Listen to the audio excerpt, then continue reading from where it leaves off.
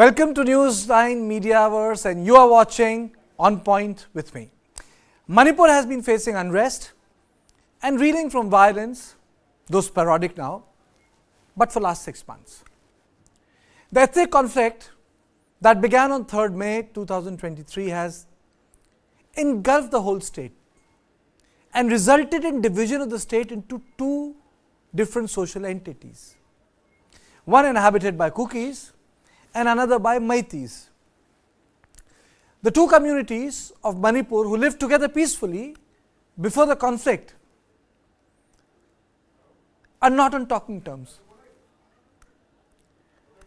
Let me take you through a 6-month timeline of the violence, the implication, the bigger issues. And let me tell you that my panel involves Professor Bhagat Oinam from Concurrent Faculty, Special Center for the Study of Northeast India, JNU, Dr. Thangulal Haukep, Assistant Professor, Center for the Study of Law, Governance, JNU, Suhas Chakma, Director, Rights and Risk Analysis, Professor, and I'll also be joined by Major General Ashwani Suchwach, Defense and Geopolitical Expert, and Brijesh Pandey, my input editor. But before that, let me take you certain important aspects of it. Why Manipur finds itself in a situation that it is? One, yes, violence has ebbed out, but the tension remains palpable, and this is not an old normal. And thirdly, only a part of looted weapons have come back, and that's the cause of a big worry. But let me take you some details. 6 months, on 3rd of May, first time the violence started. What is Manipur? 34 lakh people, 16 districts. That is part one. Meitis concentrated in the valley districts. Kukis are concentrated in the hill districts. And before I go further, let me play out the bite of Rajnath Singh. I would like to say, पिछले 9 years में north east बहुत ही peaceful रहा है. Insurgency हर state में समाप्त हो गई और या तो काफी कम हो गई, मगर इस साल मणिपुर में जो अनफॉर्चुनेट वायलेंस हुआ है उस पर हम सभी को बेहद पेन हुआ है. लेकिन मैं ऑनेस्टली कहना चाहता हूं कि यह वायलेंस किसी पॉलिटिकल पार्टी ने नहीं कराया. मैं किसी पॉलिटिकल पार्टी को एलेक्ट नहीं करना चाहता, बल्कि एक ऐसी सिचुएशन बन गई जिसके कारण वहां पर वायलेंस हो गया. मणिपुर की बोथ कम्युनिटीज में के बीच एक ऐसी स्थिति पैदा हो गई, एक इनसिक्योरिटी पैदा हो गई जिसके कारण वायलेंस हुआ है. और उसे समाप्त करने के लिए मैं रिक्वेस्ट करना चाहता हूं मणिपुर की दोनों कम्युनिटी से कि वह साथ बैठकर इस प्रॉब्लम को रिजॉल्व करें. जो ट्रस्ट डेफिसिट मणिपुर में दोनों कम्युनिटीज में पैदा हुई है, उस ट्रस्ट डेफिसिट को वह समाप्त करें. I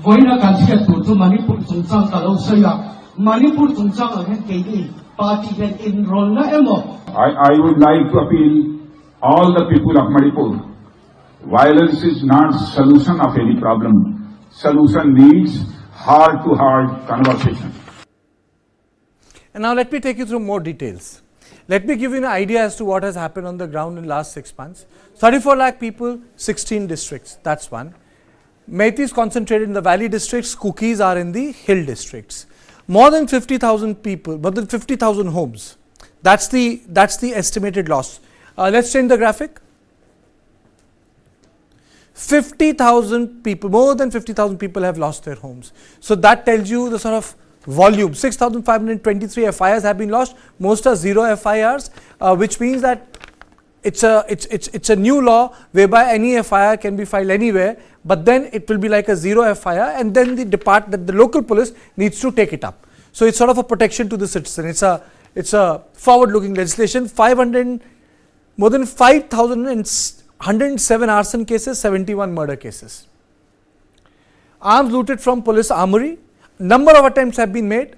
Police have recovered some arms also, but majority of them are out. DG Assam Rifle had given an interview to this effect, that the sort of the volume which has went out, that volume has not come back. Partial recovery, as I was saying, partial recovery has been made. It's not a full recovery that has happened. And 6 months, imagine one state has been destabilized for 6 months. Many religious places were burnt to ground. I don't want to get into those details, but many religious places were burnt to ground. And then, I would say that Manipur has issues. Rift between local police and Assam Rifle was reported. It came into fore. Tweets came, videos came. I really don't want to play out those old visuals today, because it's an assessment day. Social divide in the state has become deep. Has it become permanent? That is my question. It is deep, it is a fact. Permanent? I don't know. The experts will give an answer. Civil society groups divided on community lines. That's been the most disturbing part of this coverage. 6 months, civil society groups have not been able to come together. So, these basic issues engulf Manipur. There are other local issues which I could have gone into, but today, when we are talking about 6 months of this unrest, I thought let's keep ourselves to certain things which are broad in nature. Brijesh, 6 months today, 6 months ago we started our special coverage. Did you ever think that the violence which took place would divide the society so deeply? Well, you know, initially, I mean, in the first 1 month, 1.5 months, you know, there were always thoughts, there were always hope that, you know, both tribes would be able to reconcile. But as the days passed, you know, with the kind of political positioning, with the kind of positioning taken by the government, which kind of position taken by the civil societies, and it was painfully clear that the divide was getting deeper by the day. And right now, you know, once we have completed 6 months of violence in Manipur, I would say that the divide is very, very deep, and I honestly don't see divide, you know, a situation coming back to normalcy in a long time from now. The unfortunate aspect is that yes, violence at that level has stopped, but has the situation improved? No. The situation remains the same with you know, very unfortunate videos which came out in the public, you know, gun violence and you know, the deaths and abject failure on the part of the forces to control the situation beyond a point is also, you know, contributed to the situation where Manipur right now is. Okay. I am also joined by Dr. Thangulal Haukip, Assistant Professor, Center for Study of Law and Governance. I am joined by Major General Ashwani Sivach. I'll come to General Sivach. So if I look at the situation of Manipur, 6 months of violence, 3rd May it started, how would you define it? What went wrong? Yeah, of course. Or what was right? You know, I will not load the question for you, whatever it is. No, my point is, of course, 6 months have passed when the violence has erupted on 3rd May in Manipur. The situation is still tense, though under control. There is some sort of a truce which is there between both communities, that is Meitis and Kukis. But this is short-lived because the point as of today, they are separated by buffer zone. The situation to some extent has improved in terms of the weapons which were looted, almost about 5 to 6,000. 30 to 35% of these weapons have come back, but 60% weapons are still there with the terrorist group on the either side. As far as border is concerned between Myanmar and Manipur, that is still porous, and there are a frequent movement of terrorists and militants on the either side from Manipur to Myanmar and also from Myanmar to Manipur. Third thing is that, of course, there is a decline in cultivation of poppy in the hills now, but the drugs are still moving on from Myanmar to Manipur, which is again a cause of concern. So to me, it looks like that the civil administration is trying to take stock of the situation. They have been succeeded. The central government has sent a lot of relief material and also made sure that the 2 arteries which are there going to Manipur, one going from Dimapur and the other going from Assam itself, are open now, and there is a flow of commodities which are essential still there. But what is the major cause of concern is still there, that the peace is still not prevailing. This is a temporary peace because both these communities have been separated by buffer zone. The divide is deep due to the political reasons on the either side. No one could have thought it a 6 month back that such a situation can occur. To me, it looks like that in case if we want the peace to prevail completely, two, three things have to still do what we have advocated in the beginning. One is that the weapons which are still out, which are almost about 6 to 7,000, it is not only those 5 to 6,000 weapons which were looted from armory, but also another 5,000 weapons which have come from Manipur by the Jo community and Kukis which has come from Manipur to from Myanmar. That is also there. So therefore, the weapons have to come back. That is challenge number one. That other challenge number two is to ensure that the border which is porous between Manipur and Myanmar has to be sealed. The movement cannot be as free as it is still taking place. Remember, what has happened is that in the situation what is occurring in Myanmar is also disturbing. The two major militant groups have now gone against the military junta of Myanmar and they have revolted against it. They are now charging. And China is quite perturbed because their China-Myanmar economic corridor, which is passing from Yunnan and going to Kuakapu, is also very close by. So what I'm saying is, there is a influx of terrorists which is also taking place in very close to Manipur border in Myanmar, and that is also a cause of concern. So the last point which I want to convey is that one good thing is that no major incident has taken place in last about 15 to 20 days, almost a month. The peace should prevail and government should make complete effort. Government of India as well as the state government involve all the actors and characters which are involved in civil societies on the either side, Kukis and Meitis, so that these peace, which seemingly looks to be temporary, become permanent in time to come.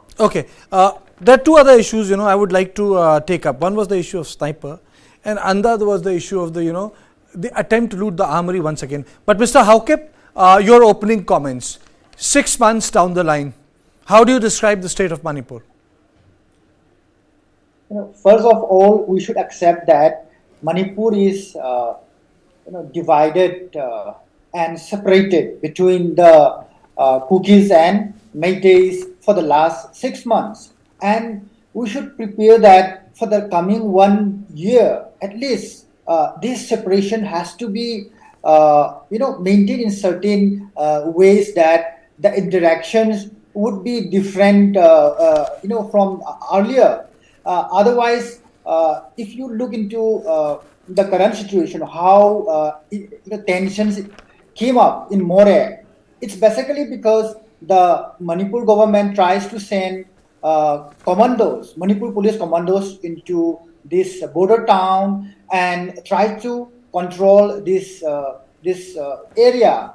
And basically because of that, tensions erupted, and which leads to the provocation of the local people and other village volunteers, and leading to this incident. So let me remind everyone by saying that at the peak of Manipur conflict few months ago,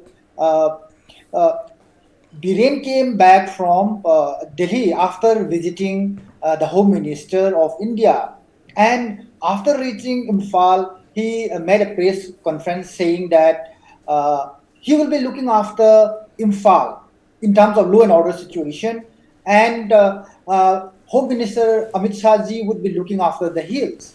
So that was the kind of situation that is been in terms of emotionally or physically, people have been feeling that the central government will be looking after the law and order situation of the hill areas, while the chief minister would be maintaining law and order situation in Imphal. And there has been attempts in the last few months from the Manipur police to enter Tiangupal, More, and then control this line. And I think the women folks were preventing those people, the state forces. So we have to respect the sentiments of the people in Tinupal, More area also, that they don't want state forces, particularly the commandos. Why the state government is trying to put the commandos in this border area? There are some Dr. rifles Hauke, and other central forces who could look after. So, okay. this kind of separation of, because there is no trust between, the state forces and the Kukis. Likewise, there is no trust between the central forces and the Okay. other community. Okay. So that this has to be understood, and some kind of understanding has to be made, and we should go on like this with some kind of understanding for quite some time. Otherwise, there will be suspicion, there will be aggravation of the situation, and the little peace that we have maintained for the last 1 month could go out. So we have to understand in this situation and respect other sentiments. So your And takeaway, like for example, General Sivat said, the border, the terrorism, your takeaway, it's a fragile piece. Suhas, two things intrigued me. One was the odd sniper fire, one. And the second was the renewed attempt to loot the armory. Can you take us through these two events, because the gun itself makes it very, very different. It's not a small thing to operate a sniper gun, one, and it changes a lot of things. And second, the attempt which was made. I think, I wouldn't say the Manipur is the only state where such attempts have been made, but perhaps it qualifies as the only state where repeated attempts like that are being made. The word is impunity. Impunity. That has not changed. Why? Well, I think, am I audible? Oh, you're audible. Yes. Yes. So I think the greatest mistake which has been done by the administration is the inability to apprehend the situation. And I was just thinking, if we look into the current context, I think the loss of arms or looting of arms or giving away of arms is part of what is called self-defense. And once you have lost or given away or taken away is 500,000 arms and ammunition and about over 5 lakhs ammunition, peace was never going to come back because everybody has been armed to the teeth.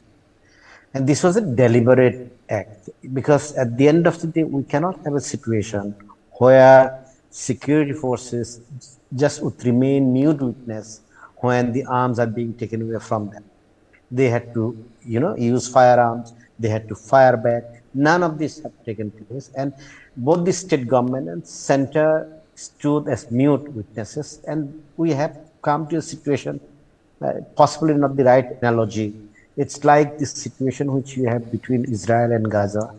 One party saying, I have the right to self-defense. And this self-defense actually is the justification for losing of these arms and weapons. And so much so that when I read the newspapers, when I see, in fact, when the latest incident came up, the incident which you mentioned, some of the press are reporting that miscreants tried to take away the arms. Now, somebody taking away the arms is not a miscreant. There is an Unlawful Activities Prevention Act. There is Arms Act. There are offenses under the Penal Code. So it is extremely unfortunate to see that, the narrative, the way you build it.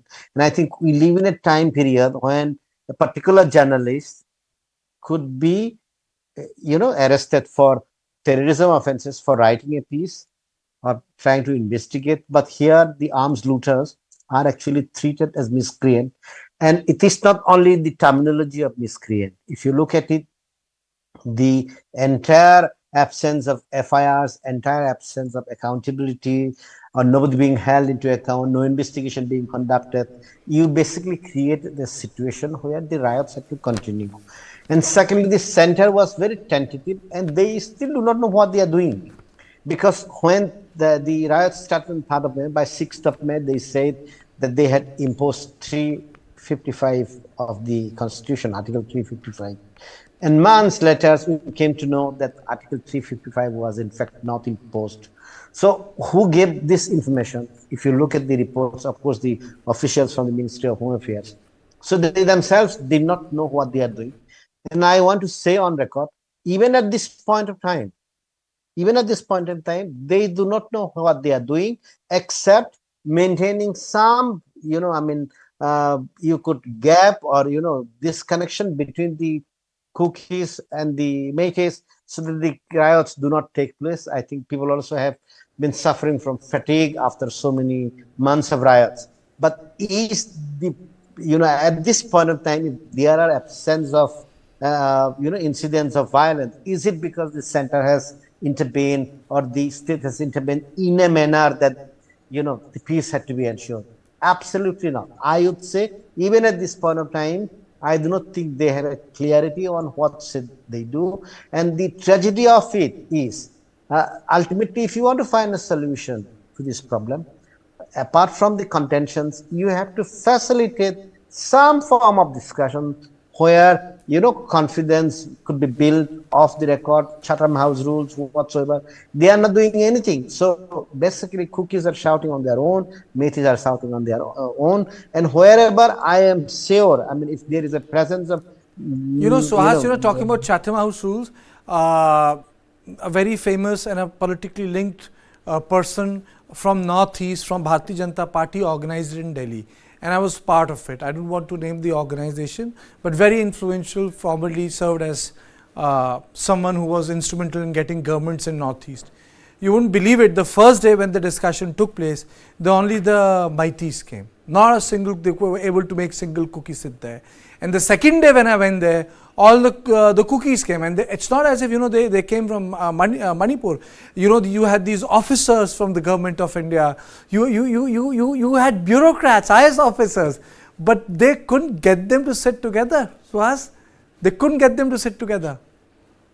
So if the government of India cannot get them to sit together, it's their failure. Then you have chosen the wrong person. You have chosen somebody to facilitate the process which did not have the confidence of both the parties, and he went on to organize the meetings without having the confidence of both the parties. And if that is the case, the meeting itself should have been aborted, because talking to one side is not going to lead to anywhere. So what I'm trying to say at this point of time is that my own view is, I don't think the government of India is in a way has been able to comprehend the complexities of the issues. I think Suhas, I would say government of India has framed it in a different way. I would come back with that question. But General Siwach, that sniper killing that took place, there was a lot of angst. People said, that militants from the other side are there. I see it from a different perspective. It's not a joke for a sniper gun to be operating in civil areas. It's really not a joke. It's like a rogue tank in middle of Connaught Place. Absolutely. See, as far as sniper rifle is concerned, it is a very sophisticated weapon which can hit a target almost about 2-3 kilometers from the place where you fire it. And it is a very deadly weapon, and it is not usually used in insurgency area also. It is more used on the on the borders, on the line of control and line of actual control. The fact that sniper rifle is being tried to be looted, it gives an example. Sir, it was used, the latest killing which happened in Manipur, a sniper gun was used. See, that's the point I'm making. I'm not getting into who did and what did. The fact is that particular artifact is out there. Yeah, no, what I'm trying to convey is that if sniper weapon is coming, possibly, maybe also coming from Myanmar, and that is also a cause of concern. But all said and done, what we have been talking from the beginning, until unless the society remain weaponized and these 6,000 to 7,000 weapons still remain at large with society, thinking that peace will prevail, this is high, wishes. It may not happen on ground, because the gap and the difference between both communities is still very large. Of course, it is reducing. It will take some time, but still it is very at large. And once there are weapons on the either side, then the chances of these weapons being used against each other is very high. As on today, we are saying it is a temporary truce, basically due to the reason that there is a buffer zone. But this is not a permanent peace, and that's why the government has a task itself. Ki how do we ensure that basically the faith which is been eroded between two communities come back? That is point one. But more than that is that ki it is not only Manipur. Also, there are problems which are happening in Myanmar. It is the China's involvement, number of weapons coming from that side. Also, the smuggling of drugs which were taking place. They are also part of the problem. They are not the only problem. They were part of the problem. So these have to be also tackled.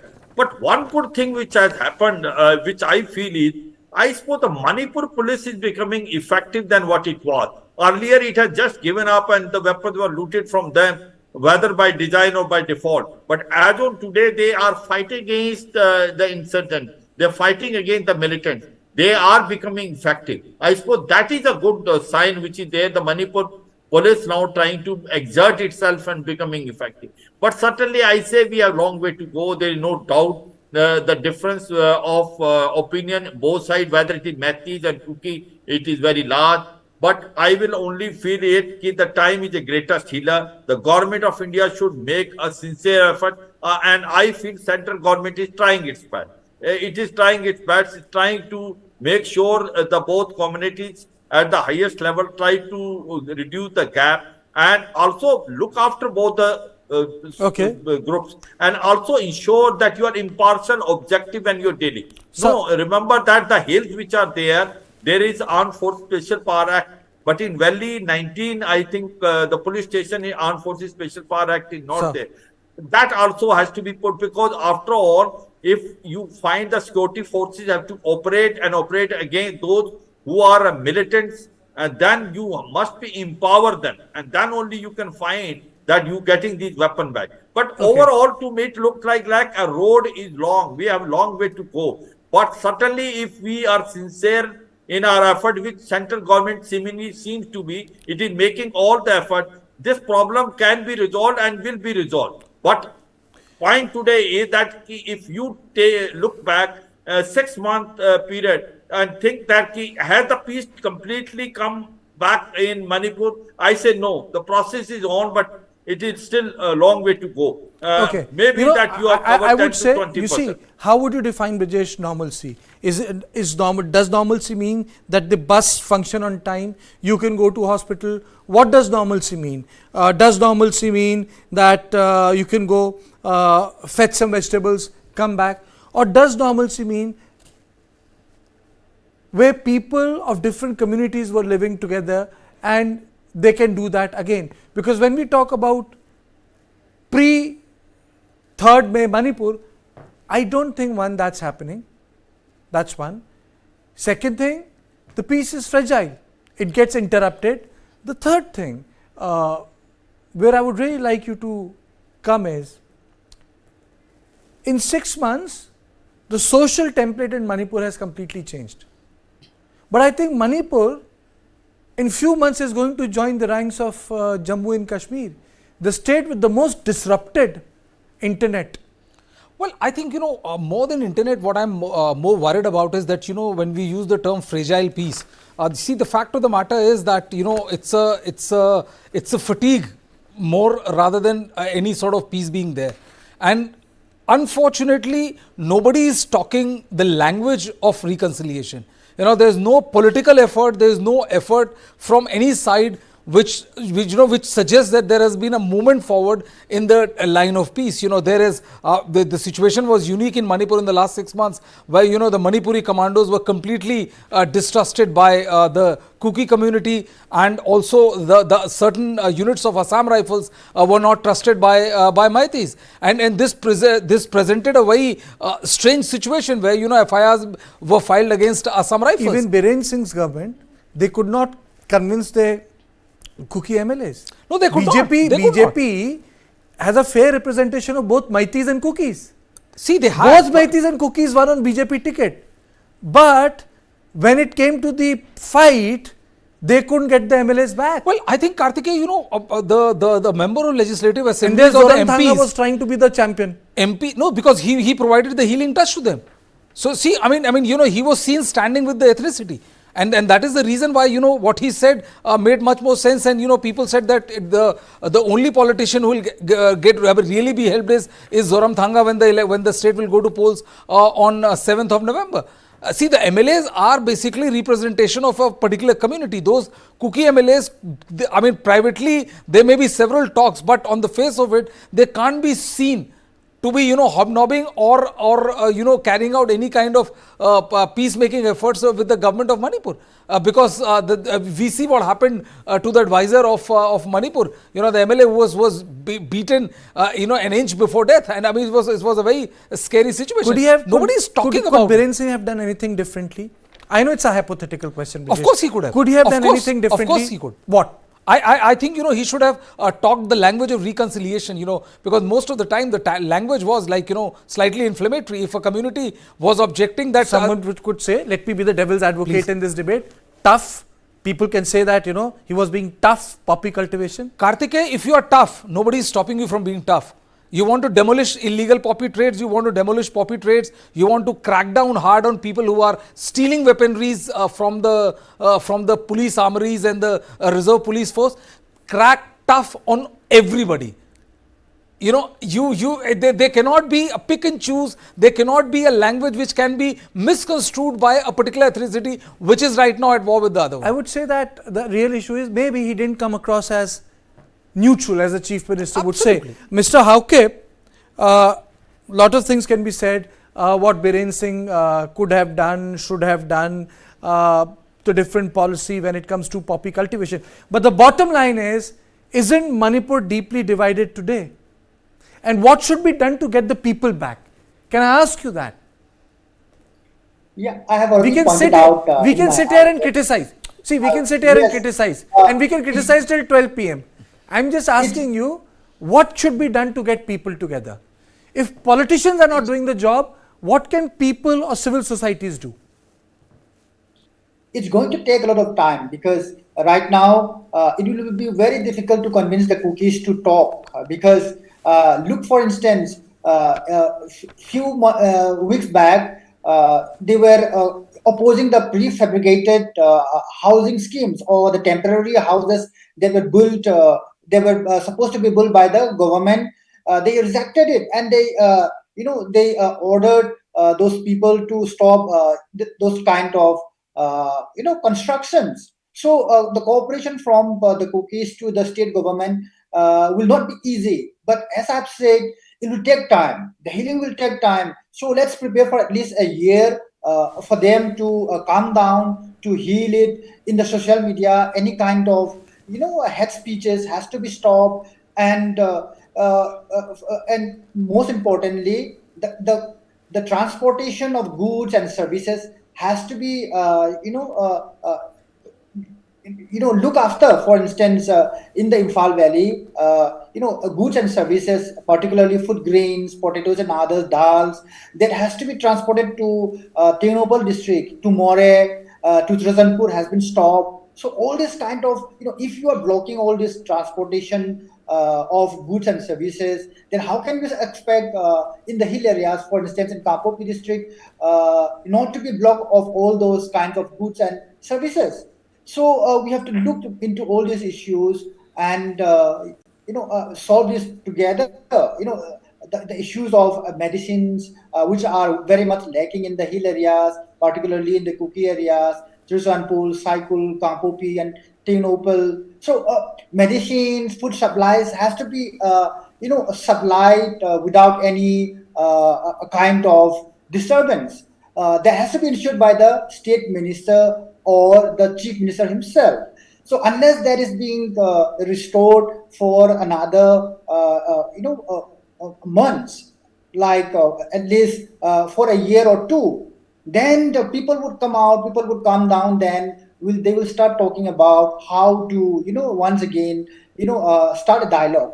So dialogue will not come easily, but we have to just patiently wait for people to calm down first. Then, a time will come, maybe perhaps within a year or two, that situation may arise. But right now, what we have to concern ourselves is that I think the chief minister has to take back all those commandos in More, bring them back, and then post some Kuki perhaps or any other neutral community in More and Ternopal, and this has to be in this condition for another year. Then ensure flow of goods and Okay, services Suhas, for the, yeah, Suhas, that's essential for the time being. Suhas, am I audible to you? Yes, yes, please. This communitarian deadlock which is there in Manipur, do you think that it's resolvable at this position? Because we have seen even in 1993 when the demographic change took place post blast in Mumbai, it never came back to normal within the localities. The homogenization of localities are permanent. They never became mixed. Well, I think if you ask me to get back to a situation of 3rd May 2023, I don't think it's going to happen, because the fear and the animosity are so strong that both communities will not be allowed to, or will not feel like going back to their original places. So whether we like or not, de facto division of the state has taken place because of the way, or because of the decisions taken by the Ministry of Home Affairs, by none other than Home Minister Amit Shah and the Chief Minister of Manipur. So that division has taken place, and non-participation in talks is also part of the same strategy, because you could see, if you are a political strategist or a political leader, you have possibly taken the view that the center has already agreed that the administration should be separate for the Kukis from the Meitis. So why should the Kukis go back to a situation where Meitei or the Manipur police will come back and police in our areas? So the first mistake which was committed by the center was to have this administrative arrangement for law and order. Had they not made this public, I don't think people would have taken this so seriously. And I think if you were a Kuki leader, obviously, why would you talk to them when the administrative arrangement has been completely made separate? It also has a lot to do with the realities, because genuinely the Kukis actually cannot go and serve in the Imphal Valley because of the threats and etc. And there are a huge number of Kuki persons who are serving with the state administration, either IPS or IPS or IAS or the civil servants and etc. So I do not see a situation where both communities could live together. But assuming that this division shall remain for a certain period of time, the question is, could one find a solution to the contentious issues? I think one could find a solution to contentious issues. Then once again, I think you need somebody who listens from both sides.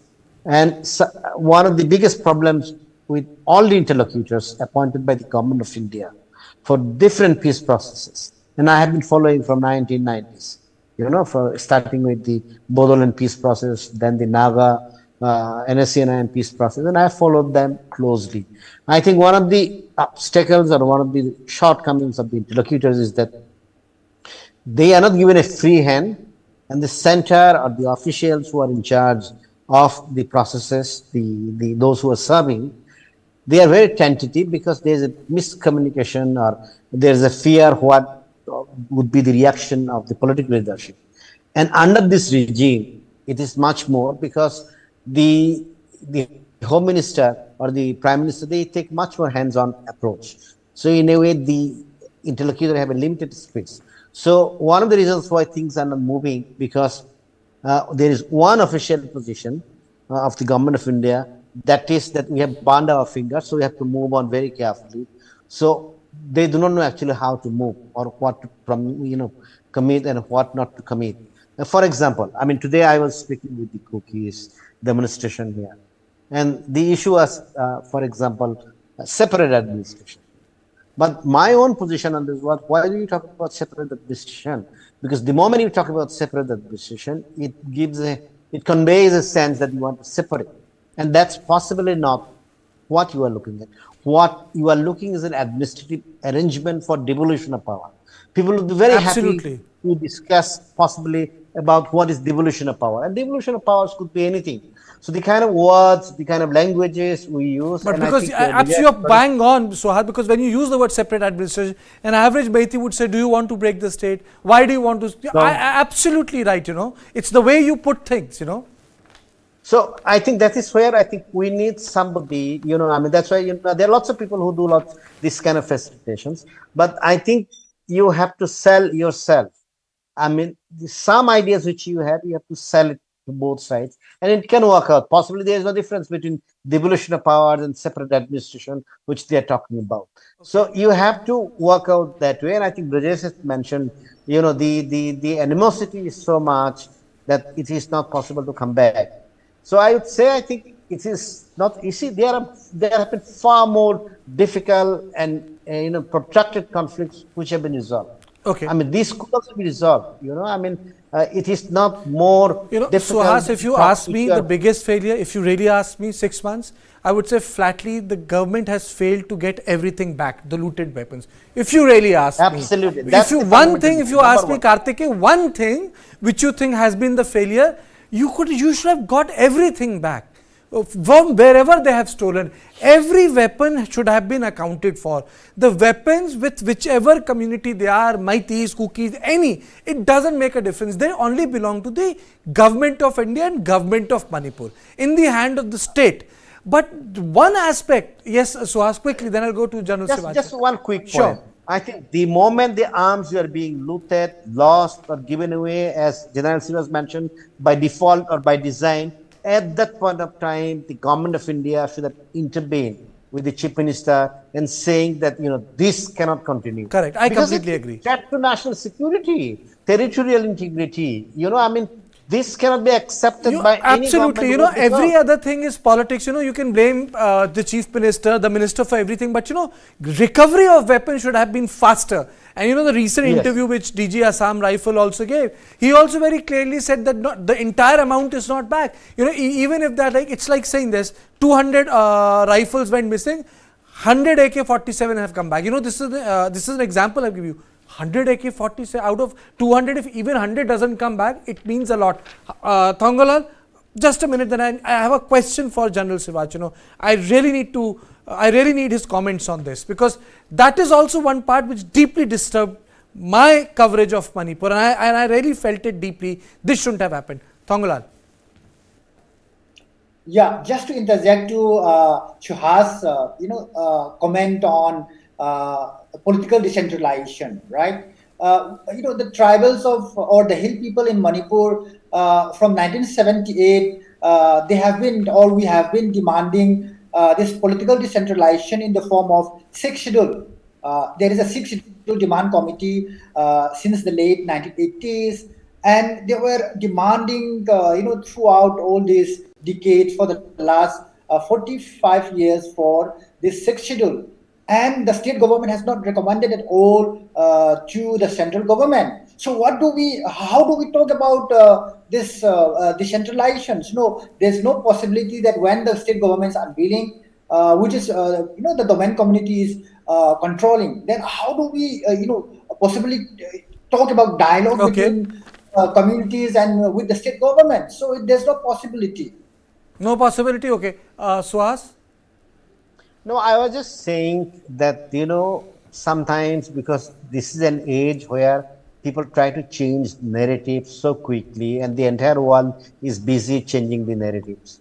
So I would say something like devolution of power, not decentralized, devolution of power, whatever it might be. It might be 6th schedule, it might be something else, whatever it might be. I think for people, okay, let's discuss devolution of power is much more acceptable than saying separate administration. Okay. Very quickly. That's what I'm saying. Okay, very quickly. Question of how do you convey? Very quickly. General Sivaji, this particular last 6 months also saw public spat through social media tweets, through WhatsApp post, through information being provided, difference of approach between Manipur police and Assam rifle. Yeah. And it deeply disturbed me in the sense that when you have a state in problem, the two enforcing arms were actually at loggerheads. And there is no investigation. I am not using those visuals. I have decided not to use those visuals because, you know, they are old and I don't want to revisit those things. But the spat challenging each other's authenticity of intention was there. Don't you think that this was like another disturbing aspect, because one, Assam rifle has its mandate, Manipur police has its own mandate, and they actually created a chaos when there should have been one unitary discourse. Absolutely. See, as far as Assam rifle is concerned, it is under Home Ministry, it is under the Ministry of Central Government, and it sees a larger picture. It understands as to what is the situation in Myanmar, how this linkage is there between Myanmar and Manipur, how these weapons have come from that side, how China is also involved in this.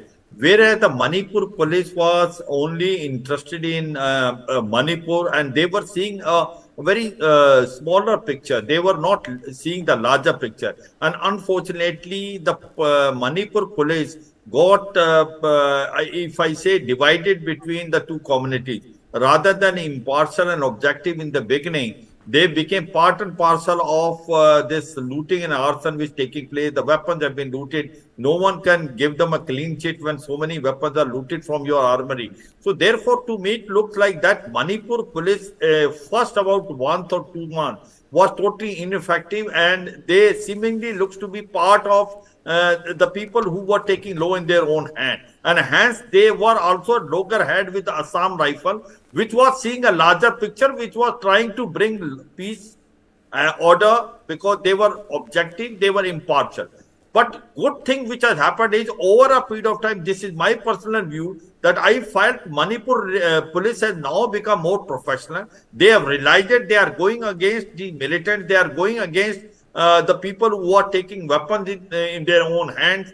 So therefore, I suppose that is the positive side which has taken place. But certainly what I say, the weapon is a cause of concern. Until unless you do not get all the weapon back, thinking the peace will prevail is a far-fetched. I can tell you with certainty, you have to do combing operation, cordon and search. Correct. Get the weapon from both sides, whether it is Meitis or Kukis. Apply same rule, apply same law, and see everyone who is taking a weapon in their own hand, he is a militant or a person who is not a law-abiding citizen. Absolutely. The another issue which is there is, I just want to tell that if you see in Assam, the Bodo Development Council has taken place, and I have worked there for almost 4 to 5 years when the insurgency was on the height of it between the ULFA as well as the Bodo National Defense Bodo organization.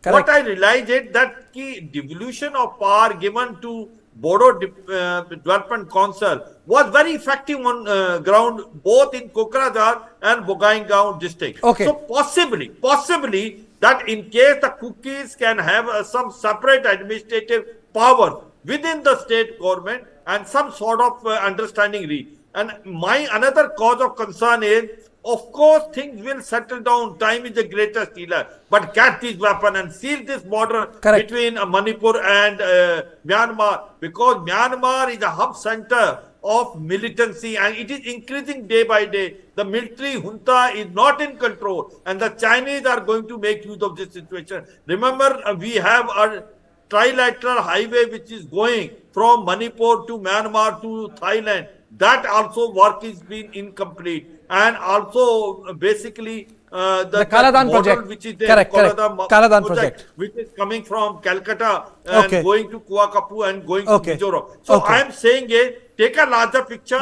You are moving on the right direction. Government is sincere. My point is, I have now worked quite closely with the government. The central government is very keen that the Manipur should come back to the normal. Sir, everyone, General, everyone is keen that the Manipur comes back to normalcy. And I would say that, the important aspect is, the Manipur police has demonstrated its effectiveness now.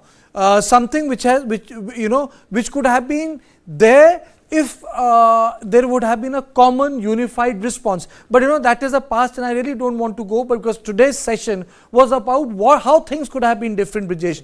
Today's session was not to nitpick things. The reason I decided to do this program was to find what things went wrong. But I think the right thing to do now is to ensure that the people go back to their home. It's a tough thing, people can say you can sit in Delhi and pass judgment on people living in Manipur. But I think the important thing is that there should be some sort of a movement facilitated by the police and other people, that people should go back to their homes, one. Secondly, there should be a civil society dialogue. I know it's a very tough. Looted weapons, the entire looted weaponry must come back for normalcy to prevail. And I think fourth, and the most important of all, at least at a political level, at least the lawmakers, whether they are Nagas, Kukis and Meitis, they should be able to work out things together. Because if they don't sit together and work out things, how do you expect the society to do so? Because they are the role models. So I think the buck stops with the people who have been elected, and I think whichever community they come from, they must sit together, go for a common photograph, put it out, because people, if they see of various communities sitting together, they will also do so, because Manipur, for the better interest of India, must come back to a normal state. And the recovery has been made, amends have been made, things have changed, and I think the credit in that context also goes to the local administration, because it has worked over a period of time. But it does not mean that everything is hunky-dory. It does not mean everything is hunky-dory. They are doing a good job, but more needs to be done. But I'll leave you with the bite of Rajnath Singh. I would like to say, पिछले 9 years में north east बहुत ही peaceful रहा है। Insurgency हर state में समाप्त हो गई थी और या तो काफी कम हो गई, मगर इस साल मणिपुर में जो अनफॉर्चुनेट वायलेंस हुआ है, उस पर हम सभी को बेहद पेन हुआ है। लेकिन मैं ऑनेस्टली कहना चाहता हूं कि यह वायलेंस किसी पॉलिटिकल पार्टी ने नहीं कराया। मैं किसी पॉलिटिकल पार्टी को एलेक्ट नहीं करना चाहता, बल्कि एक ऐसी सिचुएशन बन गई जिसके कारण वहां पर वायलेंस हो गया। मणिपुर की बोथ कम्युनिटीज में के बीच एक ऐसी स्थिति पैदा हो गई, एक इनसिक्योरिटी पैदा हो गई, जिसके कारण वायलेंस हुआ है। और उसे समाप्त करने के लिए मैं रिक्वेस्ट करना चाहता हूं मणिपुर की दोनों कम्युनिटी से कि वह साथ बैठकर इस प्रॉब्लम को रिजॉल्व करें। जो ट्रस्ट डेफिसिट मणिपुर में दोनों कम्युनिटीज में पैदा हुई है, उस ट्रस्ट डेफिसिट को वह समाप्त करें। I would like to appeal all the people of Manipur, violence is not solution of any problem, solution needs hard to